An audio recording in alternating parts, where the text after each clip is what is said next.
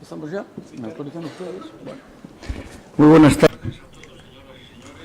Good evening, ladies and gentlemen, and thank you for being here with us today in the celebration of art and artificial life, which is VIDA 15.0. We thank especially for the presence and we welcome the ambassador of Brazil, Don Paulo Fede Oliveira do Campos, the ambassador of Southern Korea, Mr. Odai-sun, the person who is the manager of the cultural and educational projects of the Embassy of Germany, Hans Mayer, and the delegate of the American Embassy, Daryl Canada, who will be arriving shortly, as well as I would like to thank Diego Lopez from Telefónica R&D, who will give the Telefónica R&D Incentive Awards. 25 years have passed since the first encounter, since the first meeting on artificial life took place in the Los Alamos laboratory in Mexico in 1987, in particular at a workshop under the management of the scientist Christopher Lanton, to which more than 100 scientists and artists went, who raised the possibility of simulating life in a computer. The makers of artificial life have modified the logics of cell programs and cellular programs, giving rise to synthetic biology. Nowadays, it is not just computers who generate artificial life in their screens, but the microorganisms that are alive modify the world of computing. Our desire to design alive computers made up by cells and to abandon for good the logics of traditional engineering is getting closer. Nowadays, and today especially, we celebrate the history of one of the pioneering initiatives dedicated to the emerging manifestations of art and artificial life. What is life? What is it like and what could it be like? How do the scientific and technological advances influence our way of understanding and modifying life? Artificial life is nowadays the sum of advances in several fields such as mechanics, watches, mechanics, calculation, automation and cybernetics. 20 years after that date, or 27 years after that date, artificial life advances towards creating artificial natures. We simulate the behaviors of alive systems in digital supports. We animate still materials or we transform live materials and alive matter. The VIDA contest, the VIDA competition of the Telefónica Foundation, arose in 1999 by Rafael Lozano-Hemmer, Susie Ramsey and Neil Tenhav, and that actually appeared with the aim to become a reference point in experimental art that related avant-garde with science and technology. At the very beginning, the competition was linked to computation, and as time went by, it evolved with the addition of concepts from other subjects, such as biotechnology, robotics, ecology, or even augmented and sound spaces. To such extent that VIDA has awarded works that go from scientific to artistic works, including avatars, computer bugs, cellular automatons, or explosive cellular systems. VIDA researches how the organic and the technology can fuse, merge, and cohabitate. The profile of the awardees of VIDA has always also been modified. Nowadays there are creators that are watchful and attentive to the latest scientific advances and technological advances that allow them to have significant works in the current sphere of art. Therefore, the channels in which they work are very multiple, and in those we have artists, scientists, designers, programmers, or new media theoreticians.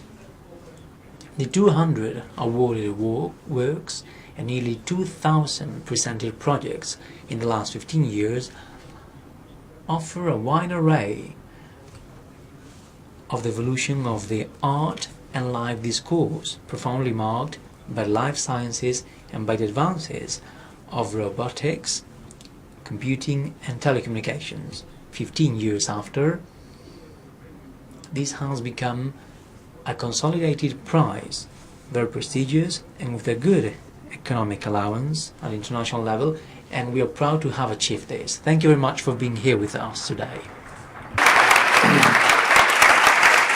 Bueno, buenas tardes. Good evening, everyone.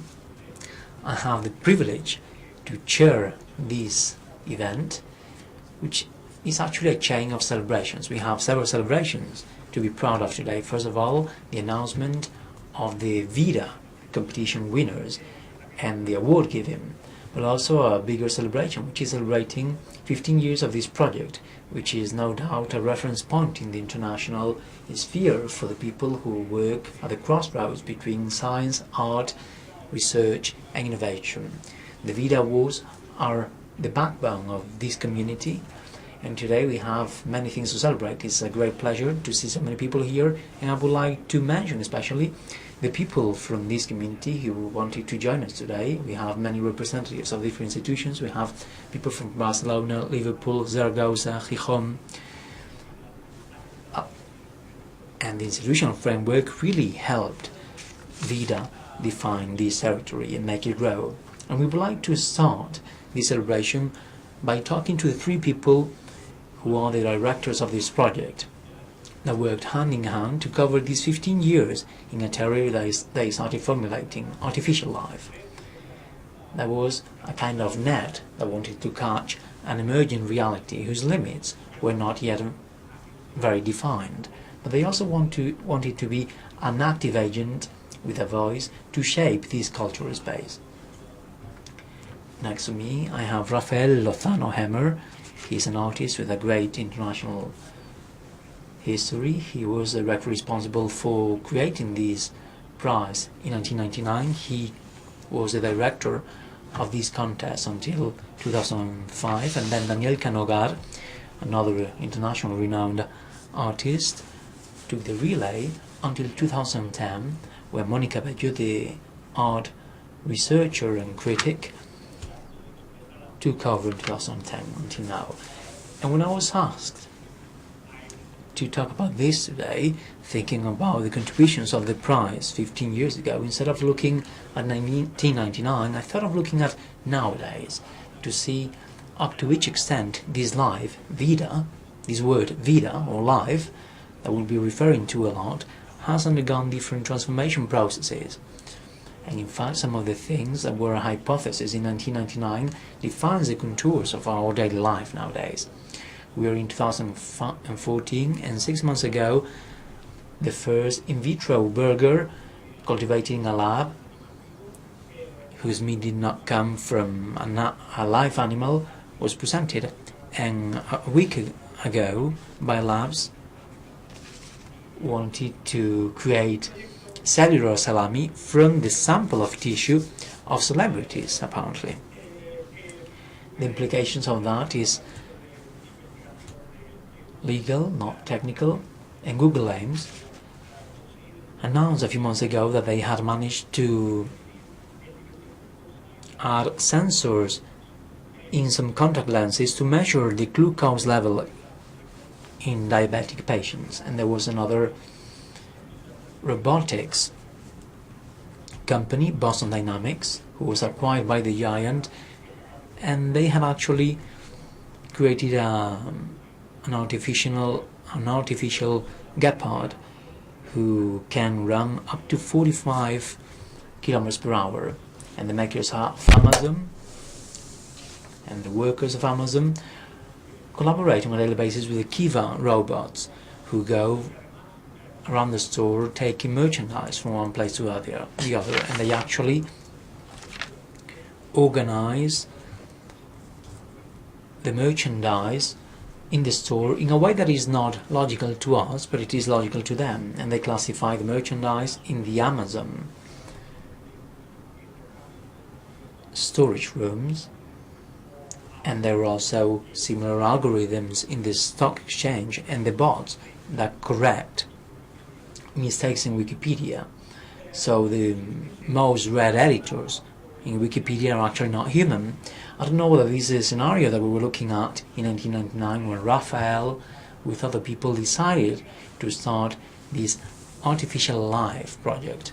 But in fact, it is obvious that in 2014 our life is crossed by many interactions with forces that are not human. Our relationship with them sometimes is of collaboration, others of dependency or dependence. But the actual meaning of the word life is being transformed, because many of the attributes that we give to what is alive is not in the sphere of what is biological anymore, but or maybe because in synthetic biology we're able to shape the essence of life. So somehow the actual notion of artificial life is more relevant than ever. In the last 15 years it has become so. And there's something I'd like to mention next, because we start having problems to use this category, artificial life, as opposed to another form of life, which is something that might have a lot to do with the future of this contest. So I would like to go back to the origin, because Rafael, when this initiative is born at the end of crucial, a very important decade, which was in the 90s, a very important decade for a relationship between art and technology. But VIDA, the VIDA Wars, were the result of other experiences in the 90s, both in the international sphere but also in this setting, in this creative scene. Yes. Thank you very much for inviting me. Can you all hear me well? Well, when we started this project, as José Luis was mentioned, it was part of a series of initiatives that Telefónica had to get together art and technology. When we started working with Telefónica, we had the art collection that had Picassos and murals, and we had the technology collection that had different switchboards and different devices. So we actually highlighted that these two different worlds should get together, so that creativity could be a hybrid of these two subjects. There were conferences and exhibitions, and we actually realized that what came up most was to devote and give money for production and to the artists. I am not someone who believes in awards. I think that art is something totally subjective. In fact, it is very difficult to pinpoint which are the works that deserve special credit. But the idea of a contest was the way that I thought at the time that was the best one to transfer money to independent, self-employed, autonomous and eccentric artists who really needed that support. At the time there was a conceptual interest, on the one hand, for supporting artists who were out of the normal spheres of the fine arts, of the established fine arts, and on the other hand, in a more technical way, to those people who were maybe programmers or engineers who maybe had ideas without practical usage, but aesthetically or critically deserved a lot of credit. And maybe that credit could be given or rewarded by companies such as Telefónica. So I think that there has been a main change, an essential change, and right now artificial life is a normality. We are in a technological culture. Very often we get asked, well, why should we do art with technology? Because we live in an economy and in a political world, in an ecosystem that is full of technology. If our culture, politics and economy is virtual, if these are globalizing transactions calculated by servers, we all have the challenge to understand that we are also technological entities. McLuhan used to say, and now this is more truthful than ever, the average citizen is close to a screen for about 8 hours, whether it is a TV screen, a phone screen, or a computer screen. And we cannot distance ourselves from who we really are. The search for this is the first search for oneself, to understand the process of our own technologization. And this is something that I celebrate from my position. The fact that Telefónica supports independence of these artists, because there are not many companies who do so, and I invite other companies. I can see the Santander Bank here. I welcome them to carry out this type of initiative. It is essential that companies get involved in supporting independent artists. Well, since we got very quickly to the claims, I would like to praise the independence of the initiative. which is something very important. And there's something central in the success of VIDA and its consolidation. And to understand that research is rational, I don't know how you understood it, but maybe we shouldn't just expect so many tangible and immediate results that would instantaneously allow making easily understandable or explainable this sphere, but rather allow it to grow, to let it to evolve from a research that at the beginning was very speculative. It didn't have a very closed aim or a rationale for results. The research processes have their tempo and need certain conditions. That's right, and in fact at the beginning this was a contest that awarded existing works, and then in the second or third edition there was a prize for training or for supporting projects, mainly in Latin America. I'm actually Mexican, and in Latin America, and here in Spain as well, there are many artists that are working with this, and not just now. This is a massive tradition. I wouldn't like to linger on this, but we're talking about 40 or 50 years of researching these issues, and no one was supporting them. So this idea of not just rewarding the existing works, but also to support future projects, to support risk and uncertainty. And this is why I think that this award, the VIDA Wars, were internationally renowned because we defended the autonomy. One of the things, I don't know what you think about it, Daniela, Monica, but it's funny that you didn't decide to create an art and technology award, art with computers or art with code, with formal features that were nominated when doing painting or photography contests. But you didn't want to do that. You actually believed in a term that at the time was quite limited. It really refers to simulation of certain organic rationales in a digital environment, but you are all very important in redefining and enlarging this as well.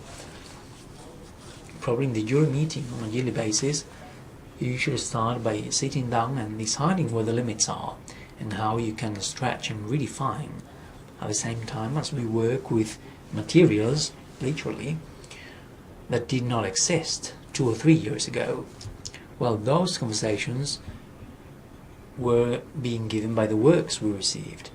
That's what generated conversations, discussions, sometimes very emotional, very exciting, where we really questioned which kind of territory we were trying to define here.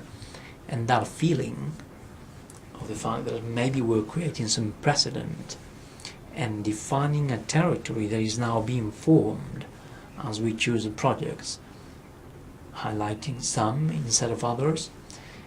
And in fact, those guidelines were being given by the works themselves. Throughout VIDA, we have seen some very strange and weird projects. But regarding the validity in comparison of what we see nowadays, a salami with the actors, gene code, those are examples that surpass any possibility or any thought that we could have had in the past of this becoming a reality in the current society. And in that regard, the VIDA Wars and these weird projects that we had to discuss and think about were really pioneering projects. Sometimes in a clumsy way, sometimes in a very right and sharp way, knowing what we were talking about, but they really defined and pointed towards phenomena that have transcended in the contemporary society. And deep inside, this is what art does in general. It highlights a series of strings or elements that are structurally present in society, and art as a separate territory in touch with those changes allows us to cognitively process those changes and to try to fit them and see how we position ourselves in the light of those changes. In that regard, I think that the VIDA Awards, maybe with time, will be increasingly appreciated as a pioneering ground with high poetic, technological and creative voltage that is the flagship of things that have become common afterwards. So I have the feeling that whenever I want to know what's going to happen in the future, I can look at what's happening in VIDA, and this will be a very interesting mirror to know how things will turn, because the art has those antennas in reality and can actually synthesize and create a materialization of things that may be extremely complex and contradictory, and in fact very fascinating as well as that notion of redefining as an artist involved in VIDA. That was the most interesting thing for me, a feeling that we were constantly redefining what it means to be a human being nowadays, and I think that is a very important question. In the line of what you're saying, Daniel, I would like to add that VIDA, if we try to look at it globally and look at its impact, it actually combined, and it still combines in a perfect way, the structure and the mechanism of contemporary creation. That is, contemporary creation doesn't mean that an artist is working and expects certain agents to give him the opportunity to expose his work through certain protocols or procedures. That is, and that work is not done in an individualized way. In VIDA there are many agents collaborating in an active way throughout the whole year. So on the one hand, we have companies and initiatives such as the Telefónica Fundación that supports the view of certain artists, the vision of certain artists at a certain point in time, and takes a plunge with the artists. On the other hand, we have the artists and their emerging ideas. Art and creation is not stoppable. Nothing can stop it from the beginning of our civilization. So we actually have that life energy. And the other leg of this relationship, I think that it is the work of the jury as researchers and mentors. The jury of VIDA, this is going to be actually my 7th year in the jury of VIDA, but this is not a selection jury that makes a judgment at a particular point.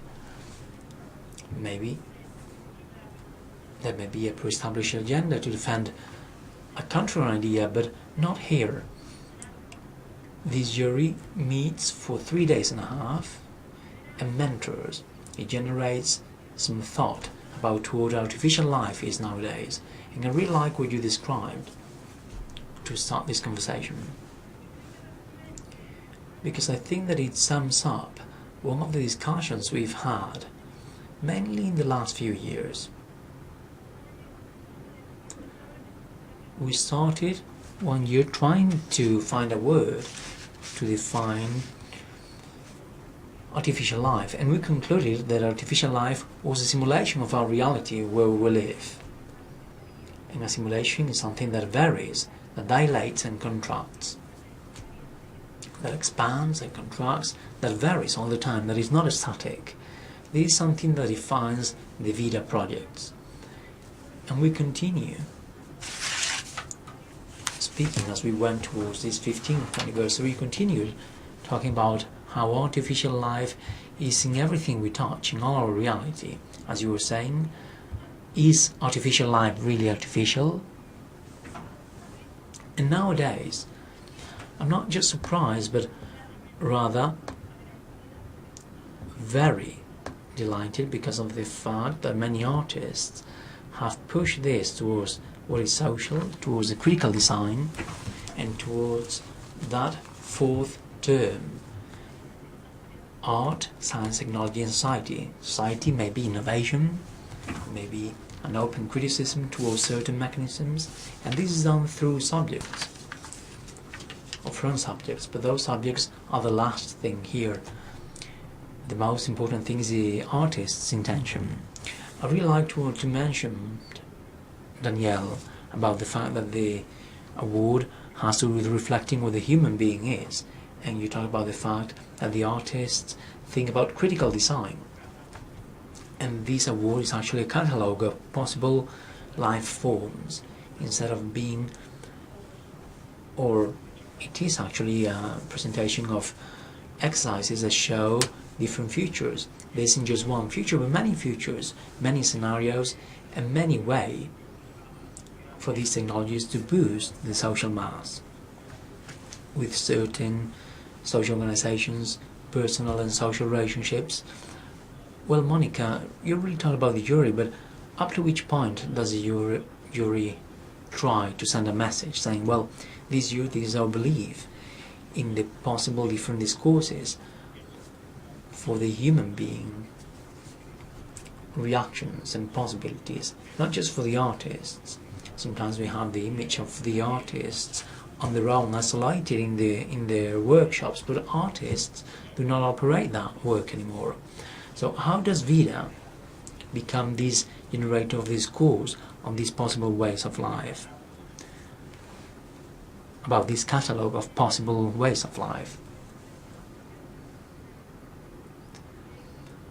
Well, I'm going to try to answer your question by dealing with some of the points you mentioned. I think that VIDA is a catalogue of new ways of life, of new languages, in the light of a term that is very plastic and very flexible, and is actually a very current term, very important currently. It has always been so, but nowadays we see in the press that whole catalogue of possible or impossible lives. I think that we're going to wait a lot to eat a burger or a salami of the kind we mentioned. Maybe we will have it as a curiosity, but I think it's going to take some time before that really gets to our tables. However, creating possible ways of life through art will not be a pragmatic action. Poetics should never be forgotten. Poetry should never be forgotten. I will actually talk about languages and about how they get formalized from input they get from society and from experiences. I think that's what you referred to when you talked about the live reality of human beings and how VIDA can reflect that. I don't know whether that answers your question. And it doesn't really just come from the jury. Danielle was saying that it actually comes from the works. The jury never has, well, we all have prejudices, but I've never been in a jury as active as a VIDA jury. The discussions are very lengthy there. Fortunately, we're in Madrid, where we can enjoy some good wine. Well, we discuss and chat. But these really emerge from the artist's inputs. I've been in many different jury panels, and I can confirm that the work done by the jury is just great.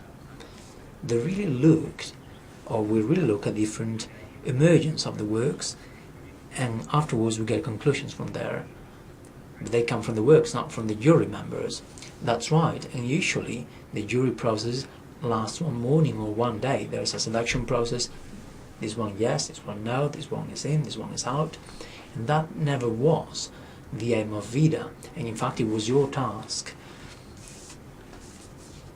Because from the very beginning you gave and you allotted some very generous time to think about the projects that presented their candidacies and their applications.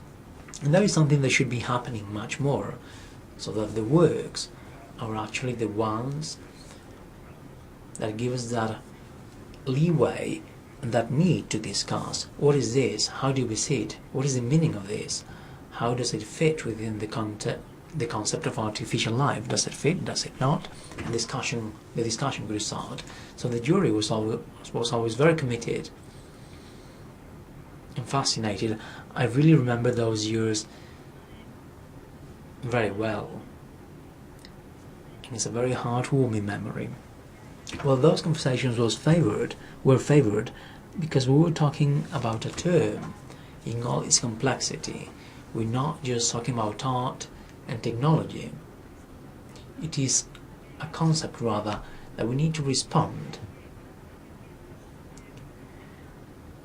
and where we commit as a jury and as jury members to restate that importance. And there has been a great belief from the Telefónica Foundation that during 15 years they believed in defending a term and acknowledging that all together we can respond to the currency of this term, of this word.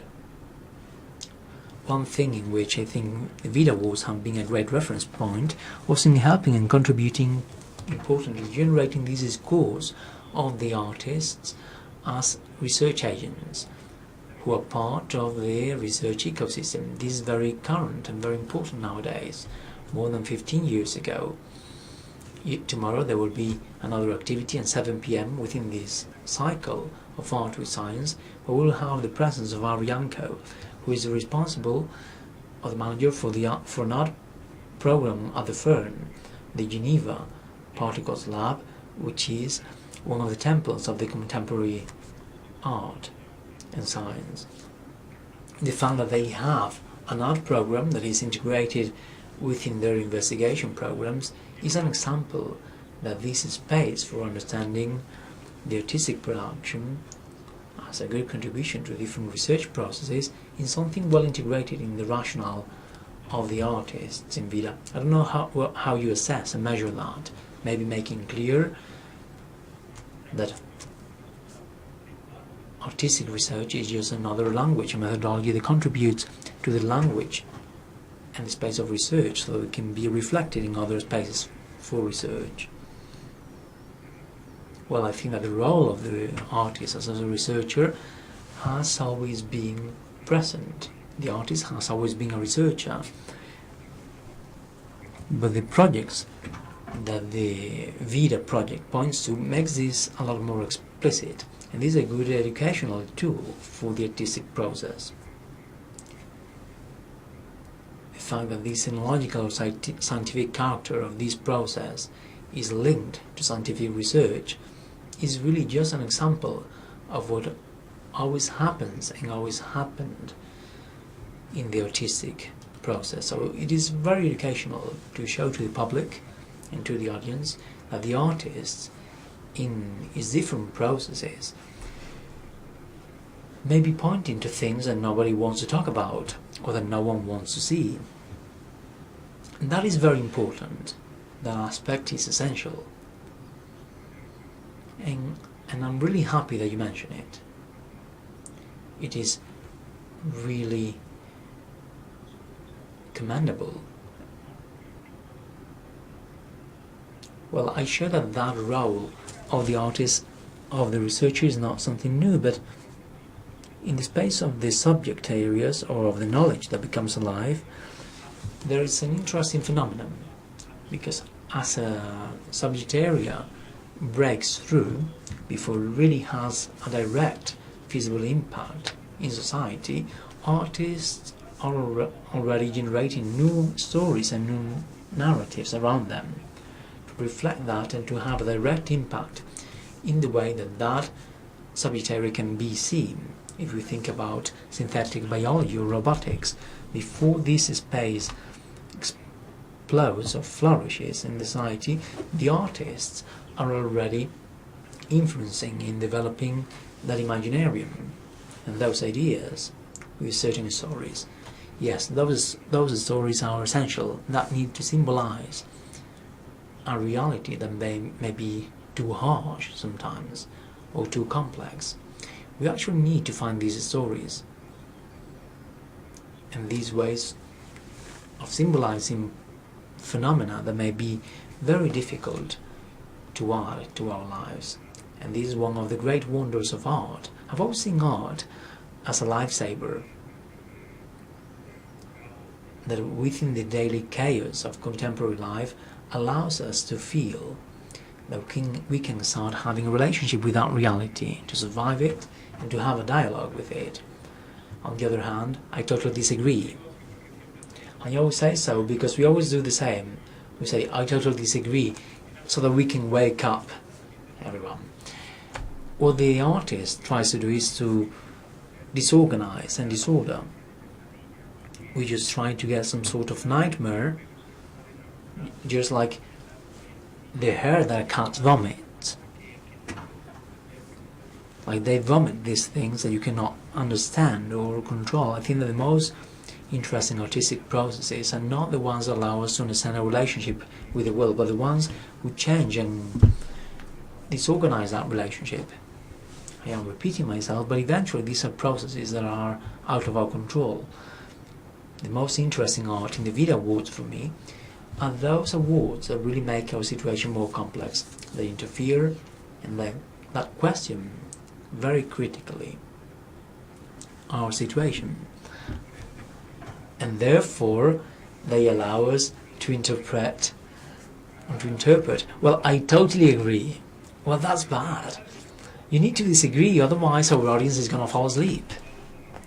Now, I don't think that these are two sides of the coin. I think that art is very complex. We cannot just generalize. It's a formula with many different functions, and every artist uses art in a different way. As an artist, however, I personally use my artistic process, and I use works of art of other artists, many of them winners of VIDA Awards, to try to have a dialogue with a reality that sometimes seems very complex and alienating, and actually have that need to connect and communicate. And the art as a medium is a mediation with that reality that allows me to have that dialogue. I think I would have gone crazy if I didn't have that dialogue or that tool to place myself as a subject, as an individual, with a reality that is constantly eliminating us or harassing us. Well, it's great to hear you both. I am not an artist, and this just shows how fun the VIDA jury panels are. And we usually drink wine towards the end of the day, not during the day, but talking about VIDA and the way of being that you are describing regarding the artist, we are in a very uncomfortable territory, because to be comfortable you just sleep and rest. But I think that research that pushes out of a discipline framework always works in grey areas, sometimes even in marginal areas, and not very comfortable or accommodative. And we could all wonder how come the jury, which is our commitment and responsibility, did not reward projects now that are acknowledged and confirmed by the artistic community. But we need to acknowledge that VIDA always works in that uncomfortable framework, or that uncomfortable situation of going further ahead, going beyond. Yes, some of these awards were kind of uncomfortable, but very important, and the jury considered that it was important to acknowledge them. And only if we think about the artistic subjects such as painting, photography, engraving, sculpture, and artificial life, that was never considered an artistic genre, because it could be anything. And within the world of art, that sometimes is uncomfortable.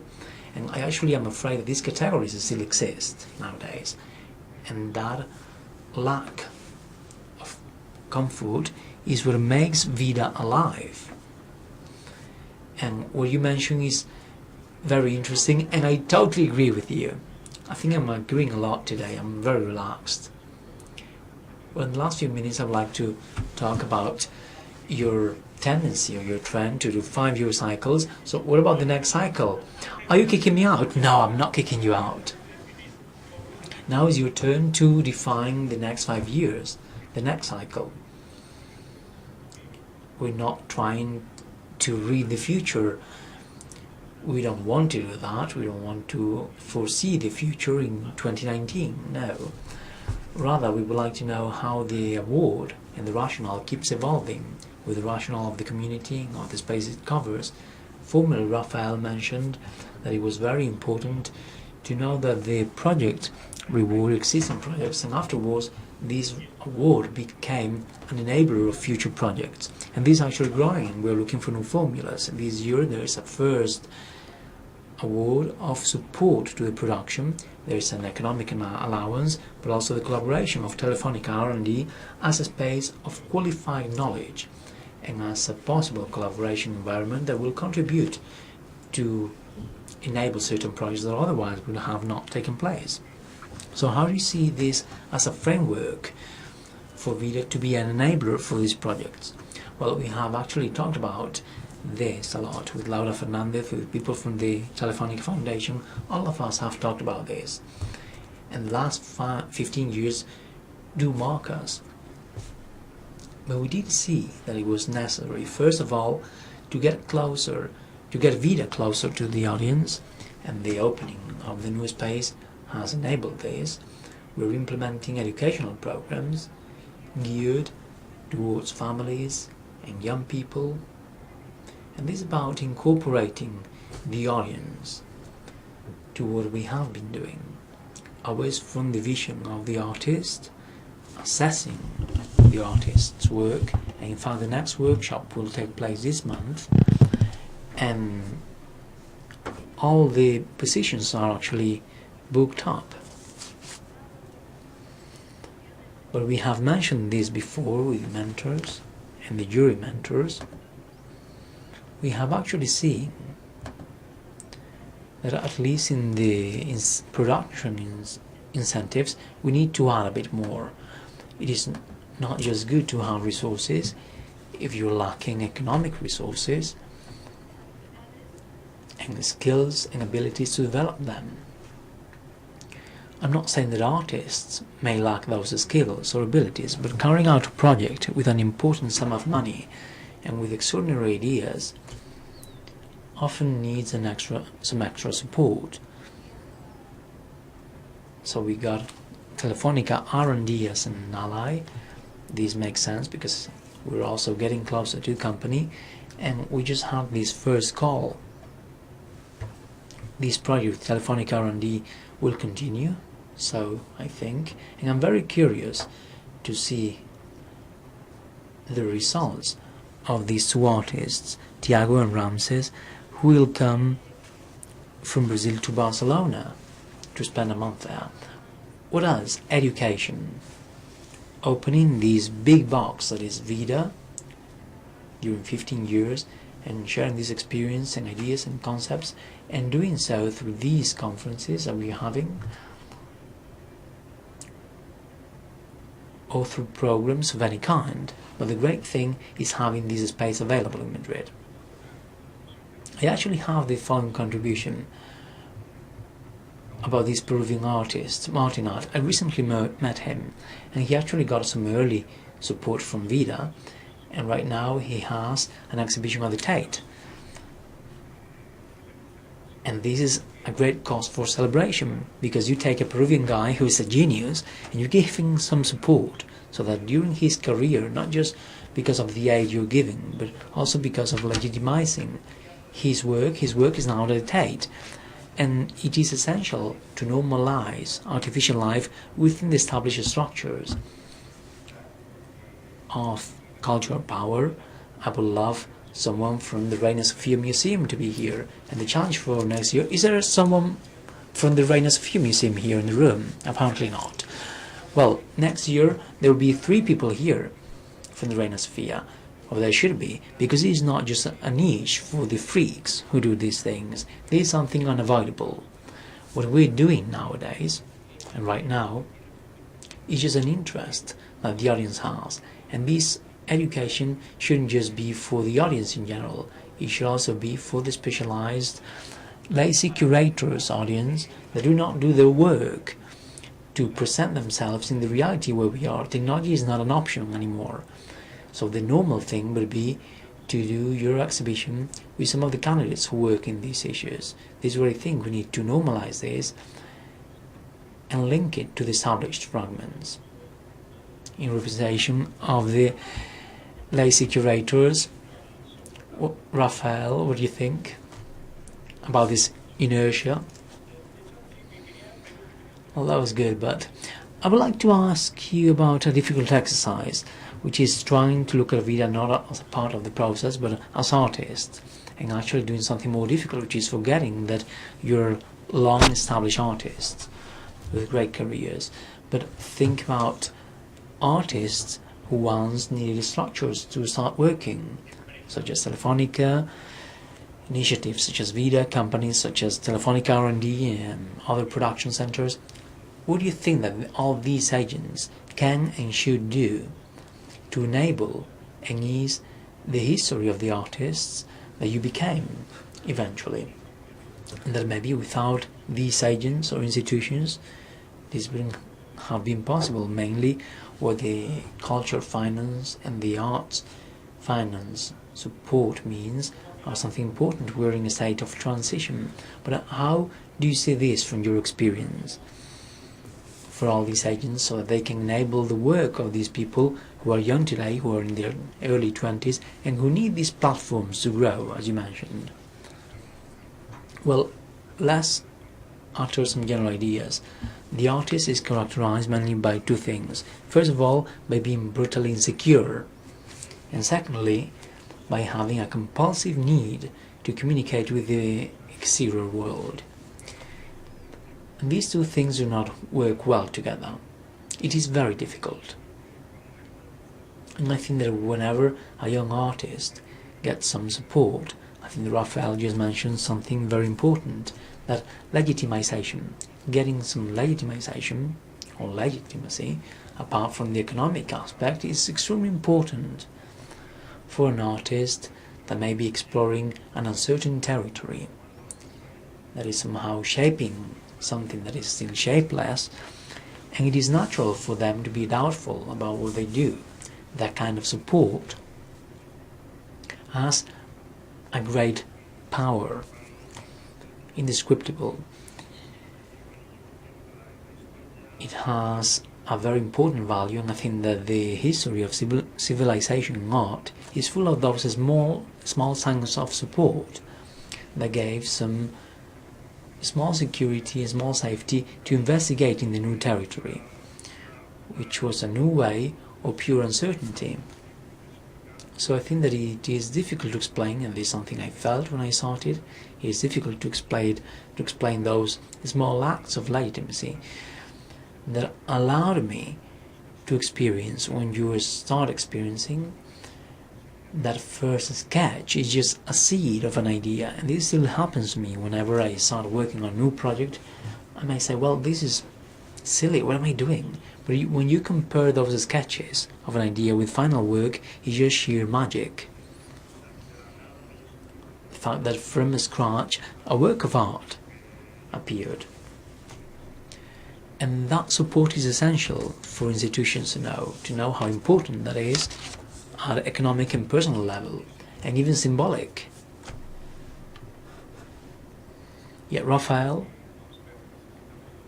well, we need to give the award more money, basically. We're doing well, but I mentioned the Santander Bank because I have some great friends in the Santander Foundation, but there are some other companies that need to get involved with this for the good of society as a whole. This is not just something that is utilitarian. This is about being and becoming part of this society and believing in new ideas. This should be contagious. That's what we need. That all of a sudden all companies feel the responsibility of acting with independence with which Telefónica speaks. I'm staying in a very nice hotel. I am a guest of Telefónica here, but if I felt that Telefónica said, well, this project should be censored, I should be the first person speaking up. I don't usually shut up. And I really saw that they let the jury work independently. And that is something very difficult to find anywhere, in any country. And I would like to add that it's not just about trying to help the bruised egos of the artists, but that the type of projects generated in the synergy between art, technology and science is really defining our future.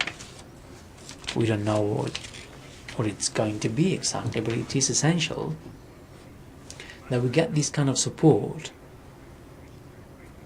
beyond the specific artistic projects. These artistic projects can literally change the world, and this has already happened in the past. of human civilization. There have been artistic projects. Okay, great. But it is essential to support that. Let's change the world. Yeah, great. Ooh, well done, Danny. That's good, that's good. Sounds good. I totally agree. I love that passion. Well, next, the real stars will come to the stage. But I would like to thank you all for all your years of work. You have done has been a great amount of work. Thank you for starting the project. Thank you, Danny, for consolidating the project. And thank you, Monica, for making VIDA one of the most important initiatives and one of the pillars of this community. This community is kind of weird, it's very scattered, we're all very weird people in weird places, but it's very contemporary, and with no doubt it creates one of the thinking and production spaces that is one of the most important ones, and VIDA has been a great agent in this. So a round of applause, please, in the name of the 15 years of VIDA.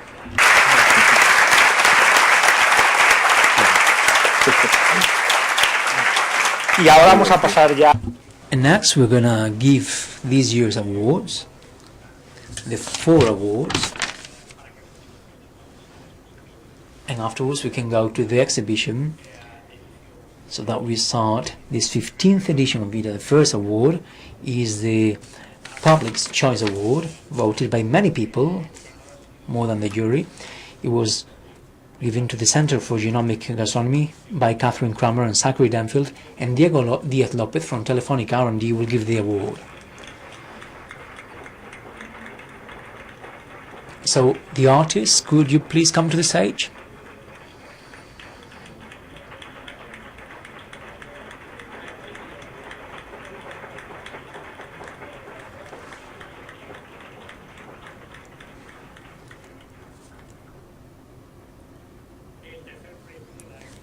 The third award of the 15th edition of the VIDA Wars has been given to the F-Fulge project by Yun-Chul Kim, and Rafael Lozano-Hemmer will give the award to the artist.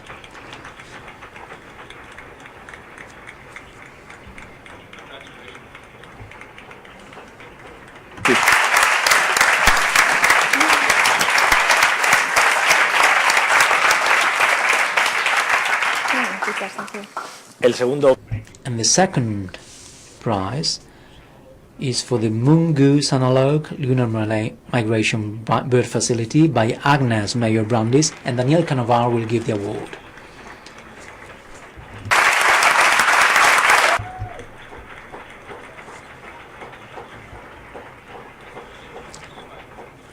She brought her fans, apparently. And the first prize, the winner of the VIDA Wars 15.0, is a Rotes Rauschen project by Kirsten Ergenzinger, and Monica Baggio, the VIDA director, will give the award.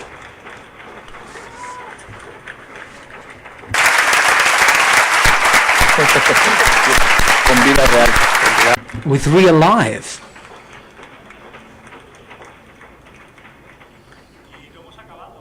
And we haven't finished. Now it's the time to go up to the 4th floor and share with the artists, the jury and the projects the experience of this edition of VIDA, so that we can continue this conversation. Unfortunately, we could not open it up to all of you, but next, with the wine that Rafael was talking about, we will be able to open up this conversation. And we would just like to remind you that this cycle does not end up today. Tomorrow at 7 p.m. it will continue the conversation that we will have with Ariane Code from the European CERN Lab, which is a very interesting project about new models of doing collaboration projects between the arts communities and scientific communities. Thank you very much for coming here, and see you soon.